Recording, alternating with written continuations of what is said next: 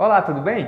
Meu nome é Caio Firmino, eu sou um dos sócios fundadores da MF Consultoria e eu estou aqui hoje para poder falar a respeito dessa ferramenta aqui, que é uma ferramenta muito útil para a gestão do seu negócio, o diagrama de Ishikawa. Nós escrevemos sobre essa ferramenta no blog, mas a gente percebeu que algumas dúvidas foram surgindo dos nossos clientes na utilização dessa ferramenta. E a gente resolveu fazer esse vídeo para simplificar um pouco como utilizar essa ferramenta aí no dia a dia do seu negócio. Primeiro, como que a gente estrutura o diagrama de Ishikawa, o diagrama de causa e efeito? Basicamente ele parece uma espinha de peixe mesmo, que é uma das formas que se chama esse diagrama. E aqui na cabeça do peixe a gente coloca o problema, que vai ser o problema trabalhado, e nas espinhas do peixe a gente usa uma estrutura base analítica para poder dar um guia no desenvolvimento das análises, que é o que a gente chama de 6M. Então são 6 linhas de raciocínio que a gente pode utilizar a fim de levantar as causas do problema.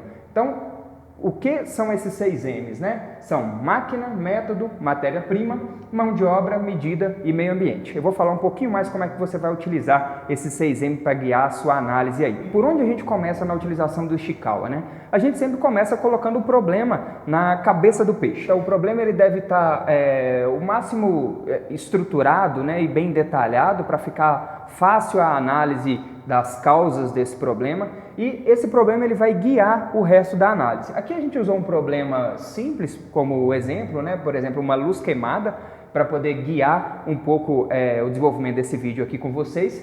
E a partir do desenvolvimento do problema na cabeça do peixe, a gente parte para a parte de análise, onde a gente vai identificar quais são as causas que geraram essa luz queimada, que geraram esse problema que está na cabeça do peixe. Esses 6 M's, a gente vai utilizar eles como um guia de raciocínio. Não quer dizer que eu tenho que necessariamente só falar sobre mão de obra, medida, meio ambiente ou qualquer outro dos 6 M's. Mas o objetivo dele é estimular o raciocínio e realmente dar um norte para a gente poder desenvolver essa análise de causa desse problema. E como que a gente desenvolve isso? A gente parte do problema, Então, luz queimada, e a gente começa a fazer um raciocínio em cada um desses M's. Então, relacionado à máquina, o que pode ter gerado uma luz queimada? Relacionado à mão de obra, o que pode ter gerado a minha luz queimada? Relacionado a método, o que pode ter gerado a minha luz queimada? E eu vou desdobrando essas causas dentro dessa estrutura aqui da espinha. Por exemplo, luz queimada. O que mão de obra pode ter gerado a minha luz queimada? Vamos colocar, por exemplo, troca errada. Vamos falar que a troca foi feita de forma errada.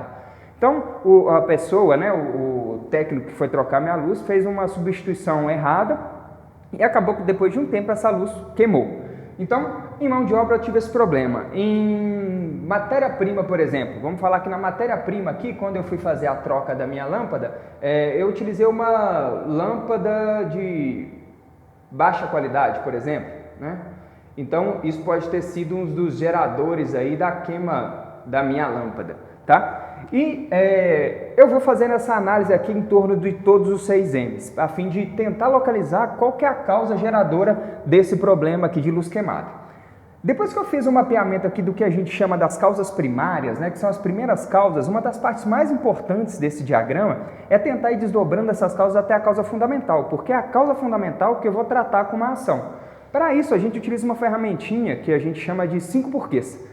É bem simples, que basicamente é depois que você acha as suas causas primárias, você faz um desdobramento dessa causa. Então, a troca foi feita de forma errada. Aí o que você faz? Você pergunta para essa causa, mas por que essa troca foi feita de uma forma errada? A gente pode chegar aqui à conclusão, por exemplo, que essa troca foi feita de forma errada porque não tem um padrão, por exemplo, para trocar a lâmpada, Vamos falar assim que eu não tenho uma forma de padrão, não tenho uma forma padrão de fazer troca de lâmpada, Então, não tem um padrão. Se eu não tenho um padrão, por que eu não tenho um padrão? Eu não tenho um padrão porque, porque ele nunca foi desenvolvido.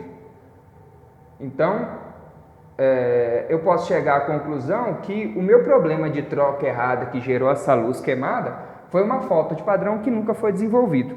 E aí, o que acontece? Como eu não tenho um padrão na troca errada, e a troca errada pode ter gerado a luz queimada, eu vou fazer uma ação diretamente aqui nessa causa fundamental, desenvolvendo um padrão para a troca de lâmpada.